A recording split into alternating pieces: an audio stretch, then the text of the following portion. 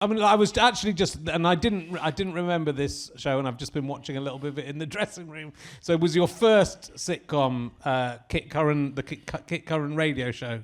Yes. Yeah.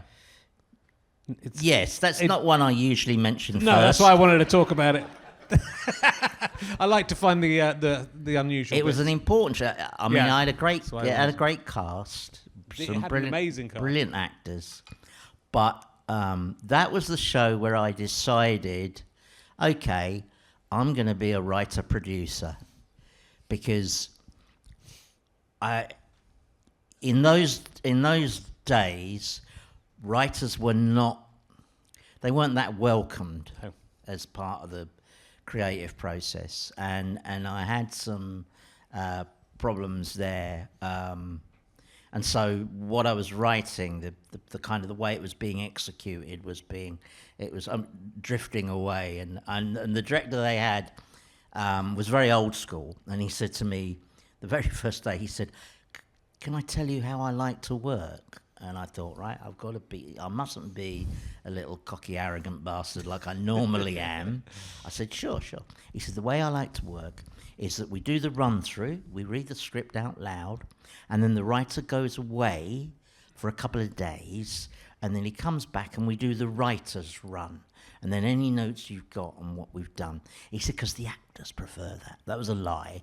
That was what they used to say. The actors don't like it if the writer's in the room. Which is complete bollocks. So, anyway, he said, so you come back on Thursday for the writer's run.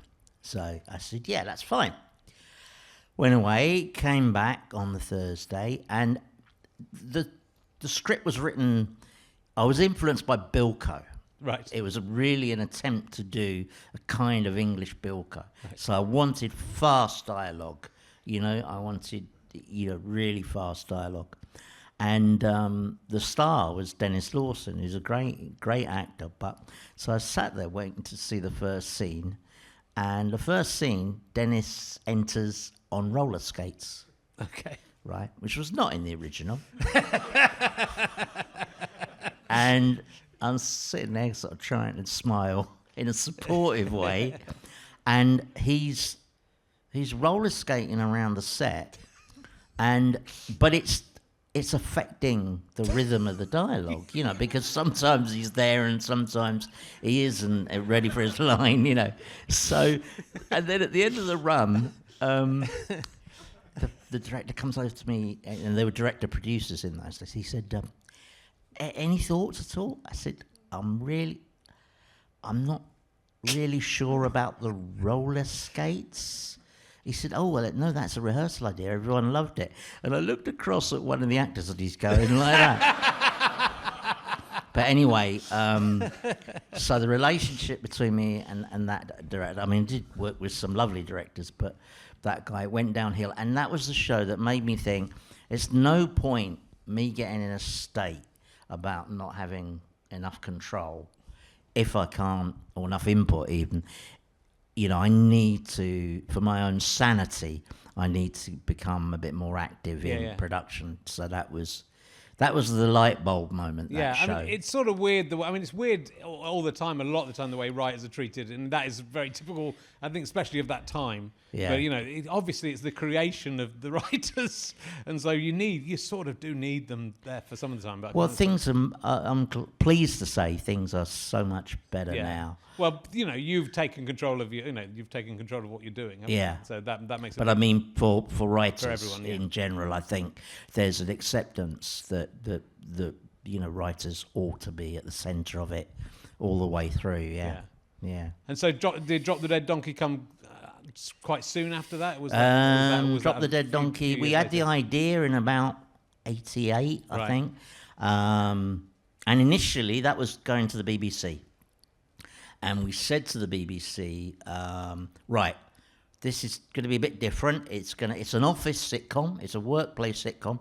And there hadn't been any workplace sitcoms since maybe the rag trade. Right, yeah. That had really worked. There'd been lots in the home and stuff. But so we said what we will do is that they work in a newsroom, a lot of the currency of what they talk about would be the news of the day. So we said we will do the script, and we will hand the script into your office, head of comedy, on a given day. But please, it's very important that you read the script on that day so that you realise how fresh it will be to hear jokes about something you've just heard about on the news. So if we were doing it today, there would be jokes about Mandelson getting arrested and stuff. And so they said, yeah, we completely understand that. So we handed it in, and we waited, Anyway, 3 months later, we chased it, in the way that you do. And we said, any reaction on that script? And they said, oh no, Alan's going to read it. He's going to read it. And they came back. He's not sure the topical stuff works. Feels a bit dated, So we got justifiably, I think, a bit cheesed off. Anyway, we just took it immediately to Channel 4. And Seamus Cassidy, who was the commissioning editor, did a brilliant and unusual thing, which is he commissioned 6 scripts straight off the bat. Right. On the basis of that script. And then we'd done about 3, and he committed. So that first series was 10 episodes, which was a real commitment and also a huge confidence boost. But we had a lot of characters, so we did need a lot of episodes to fully establish the characters, and away we went. Yeah, but... So I remember that coming out, and it did feel like, really revolutionary to have these. I mean, obviously you'd written like 3/4 of the script, or maybe a bit more, and these things were dotted in, but it did feel like, it felt like slightly magical in a way. You couldn't.